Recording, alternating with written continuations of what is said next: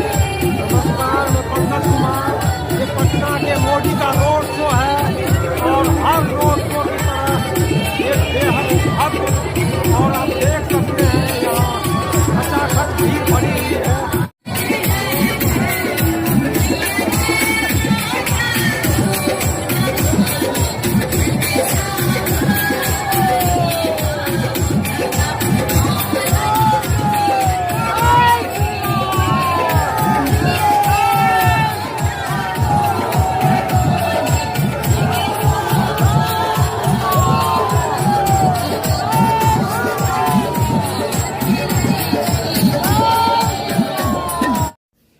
ये पटना में प्रधानमंत्री नरेंद्र मोदी का रोड शो है। मोदी के हर रोड शो की तरह यह भी भव्य और लोगों से भरी है। जय श्री राम के नारे और गूंज रहे हैं। पटना साहिब से भाजपा प्रत्याशी रविशंकर प्रसाद और पाटलिपुत्रा से रामकृपाल यादव खड़े हैं। यह दोनों सीट लंबे समय से भाजपा जीतती रही है। सड़क के दोनों तरफ लोगों की भीड़ लगी है। मोदी पर फूलों की हो रही वर्षा और जय श्री राम के नारे किसी भी नेता के लिए इससे बढ़कर और क्या चाहिए। इस अपार जनसमर्थन के बीच एक बात कचोटती है। जिस नेता का इतना बड़ा आत्मविश्वास है, लोगों का समर्थन हासिल है, तो वह निश्चित ही जनता के हित में काम किया है।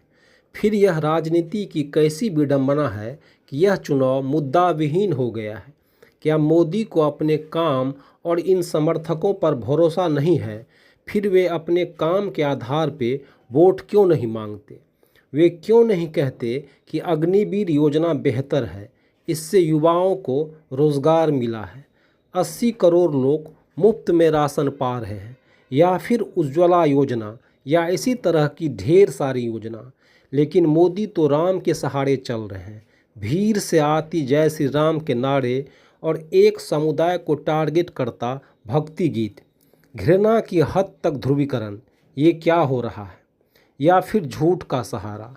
पहले कांग्रेस के मैनिफेस्टो को मुस्लिम लीग का बताना, फिर ये कहना कि हिंदुओं के माँ बहनों का मंगलसूत्र लेकर कांग्रेस मुस्लिम महिलाओं में बांट देगी, फिर ये कहना कि अंबानी अडानी ने कांग्रेस को बोरा में भर भर कर रुपया टेम्पू से पहुंचाया है। आखिर वे कौन सा भय है जो मोदी को मुद्दा से भटका रहा है और बुनियादी और सरोकार की बात, शिक्षा, स्वास्थ्य, रोजगार, महंगाई की बात से हटकर राम मंदिर, मुस्लिम और झूठ का सहारा लेने पर मजबूर कर रही है।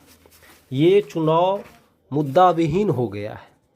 यह 10 वर्ष पहले हुए लोकसभा चुनाव से एकदम विपरीत है। उस समय भाजपा ने संयुक्त प्रगतिशील गठबंधन सरकार की कमजोरी का लाभ लेने के लिए अच्छे दिन का वादा किया था। वह बदलाव के लिए वह सकारात्मक चुनाव प्रचार था और दशकों बाद एक दल को बहुमत मिला था। 2019 के आम चुनाव में राष्ट्रीय सुरक्षा का मुद्दा अहम था, क्योंकि पुलवामा और बालाकोट के मामले जनता की स्मृति में ताज़े थे। आज वैसा कुछ देखने को नहीं मिल रहा है। प्रचार अभियान इतिहास के इर्द गिर्द घूम रहा है। कई बार तो मध्यकालीन इतिहास की बातें होने लगती है कि किसने कब क्या खाया। आरक्षण को बरकरार रखने या बढ़ाने की बातें हो रही है, जो अक्सर आबादी के एक हिस्से को दूसरे के खिलाफ करती है। अन्य बातों के अलावा संपत्ति और संसाधनों के पुनर्वितरण की बातें हो रही है।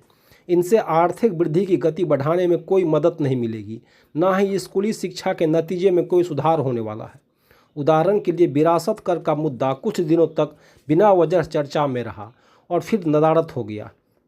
यह बात हम सभी जानते हैं कि भारत जैसे देश में ऐसे कर लगाना मुश्किल है। भारत को तेज आर्थिक विकास की आवश्यकता है। इसके लिए राजनीतिक पूंजी और ऊर्जा को टिकाऊ वृद्धि सुनिश्चित करने पर केंद्रित रहना चाहिए। इससे जुड़ा एक मसला रोजगार तैयार करने का है। देश में बढ़ती श्रम शक्ति के लिए और कृषि में लगी देश की आधी आबादी को उससे बाहर निकालने के लिए उत्पादक रोजगार की आवश्यकता है। तभी उत्पादकता और वृद्धि हासिल किए जा सकते हैं। भारत ये लक्ष्य कैसे हासिल करेगा, यह बात प्रधानमंत्री के बहस में होनी चाहिए। Centre for the study of developing society ने चुनाव से पहले एक सर्वेक्षण कराया था जिसमें पाया था कि महंगाई और रोजगार अधिकांश भारतीयों के लिए प्रमुख मुद्दा है। अब वक्त आ गया है कि राजनीतिक बहस में इन मुद्दों पर जोर देने की ज़रूरत है। एक अन्य मुद्दा है राजनीति में अधिक से अधिक चुनावी खर्च होने का। यह अजीब बात है कि 2019 के चुनाव की तुलना में भाजपा इस बार दोगुने से भी अधिक पैसा खर्च करने का अनुमान है। इकोनॉमिस्ट पत्रिका लिखता है कि 2024 का लोकसभा चुनाव न केवल भारत बल्कि दुनिया के इतिहास का सबसे महंगा चुनाव है। Centre for media studies CMS ने जिसमें इस बार के चुनाव में 1.35 लाख करोड़ रुपये खर्च का अनुमान लगाया है, जो 2019 की तुलना में 2019 में 60,000 करोड़ रुपये खर्च हुए थे से दुगुना से अधिक है। 2019 में भाजपा ने कांग्रेस से लगभग 3 गुना अधिक पैसा खर्च किया था। इस साल यह अंतर और बढ़ने की पूरी संभावना है क्योंकि भाजपा के पास संसाधनों की कमी नहीं और कांग्रेस के खाते कुछ दिन पहले सील कर दिए गए थे। क्या आप कल्पना कर सकते हैं कि अगर चुनावों में मुकाबला करा होता तो भाजपा ने कितना पैसा खर्च किया होता? सेंटर फॉर मीडिया स्टडीज़ के अनुमानों के मुताबिक पिछले आम चुनाव में कुल खर्च का लगभग 45 से 55% खर्च भाजपा ने किया। उसी अनुपात में 2024 में भी भाजपा उतना ही खर्च करेगी जितना सभी पार्टियों ने मिलकर 5 साल पहले किया था। इन आंकड़ों में सरकार की योजनाओं और उपलब्धियों के बारे में विज्ञापनों पर किया गया खर्च शामिल नहीं है। ये विज्ञापन नियमित रूप से देश भर के अखबारों में प्रधानमंत्री और अन्य की तस्वीरों के साथ छपते हैं और इनकी छवि को बढ़ावा देते हैं। बेशक इन विज्ञापनों का भुगतान भी सरकारी खजाने से किया जाता है।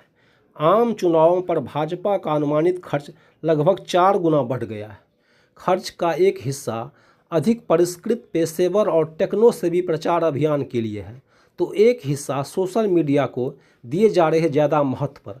हालांकि यह जरूरी नहीं कि भाजपा का चुनावी खर्च उसकी जीत का प्राथमिक कारण हो, लेकिन यह निश्चित रूप से उसके बढ़ते प्रभाव को दर्शाता है।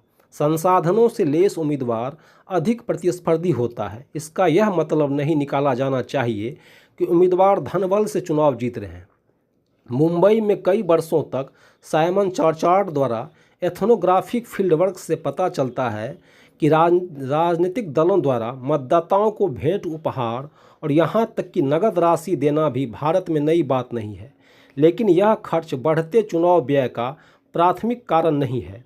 उम्मीदवार अधिकांश पैसा पार्टी कार्यकर्ताओं को वेतन देने, मतदाताओं को रैलियों में लाने और हाल के वर्षों में सोशल मीडिया पर खर्च करते हैं।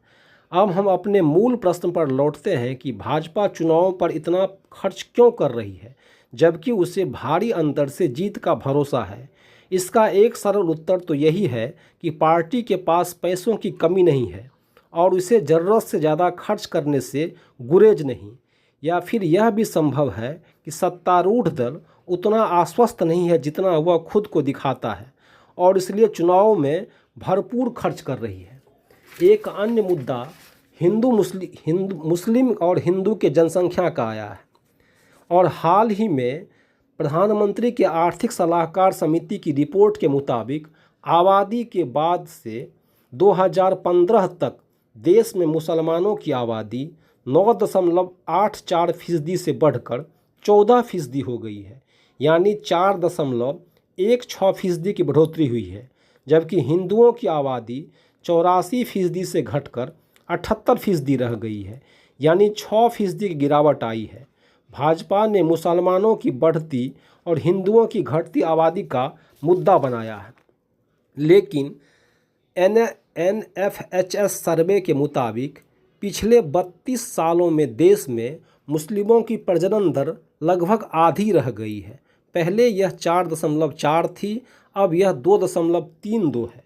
देश में 2019-21 के दौरान हिंदुओं में प्रजनन दर 1.94 व मुस्लिमों में 2.36 रही है, यानी हर हिंदू महिला के औसतन 2 बच्चे व मुस्लिम महिलाओं के 2 से ज़्यादा बच्चे हैं। 1992 में मुस्लिमों में प्रजनन दर 4.4 व हिंदुओं में 3.3 थी। केंद्रीय स्वास्थ्य मंत्रालय द्वारा जारी नेशनल हेल्थ सर्वे की रिपोर्ट में ये आंकड़े दर्ज है। देश में ओवरऑल प्रजनन दर 2.3% पर आ गई है। विशेषज्ञों का कहना है कि हिंदुओं और मुसलमानों के बीच प्रजनन दर का अंतर तेजी से कम हो रहा है। ज़्यादा प्रजनन दर के पीछे गैर धार्मिक कारण अधिक जिम्मेदार है, जैसे शिक्षा, रोजगार, कमाई का स्तर और स्वास्थ्य सेवाओं तक पहुंच। जिन राज्यों में शिक्षा, स्वास्थ्य और संपन्नता का स्तर बेहतर है वहां स्थिति अच्छी है। जैसे केरल में मुस्लिम महिलाओं का प्रजनन दर 2.25 है, जबकि बिहार में यह 2.88% है। अच्छा होता मोदी चुनाव बुनियादी मुद्दे पर करते, ना कि राम मंदिर हिंदू मुस्लिम पर। आप देख रहे हैं पंकज का संवाद। नमस्कार, मैं पंकज कुमार।